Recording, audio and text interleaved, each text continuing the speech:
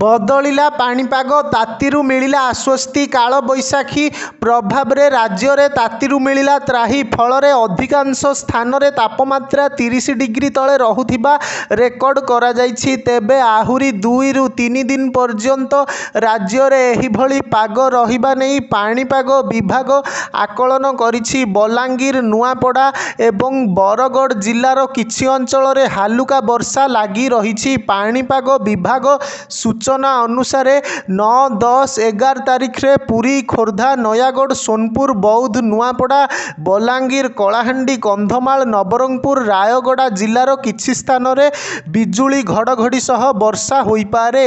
ए सबु जिला पई येलो वार्निंग जारी करिछि पाणीपाग विभाग। तेबे 2 दिन पर तापमात्रा बढ़िबा नेई पाणीपाग विभाग आकलन करिछि। तेबे वर्षा पर प्रचंड खरा, ततला पवन और गुळुगुळीरू राज्यवासी सामान्य आश्वस्ति लाभ करिसंती।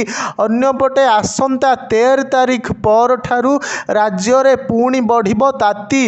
उत्तर पश्चिम दिगरू शुष्क वायु प्रवाह वृद्धि सह दिन तापमात्रा बढ़िबो। दिन तापमात्रा दृष्टांतमूलक वृद्धि संभावना थिबा पाणीपाग केन्द्र सूचना देइछि।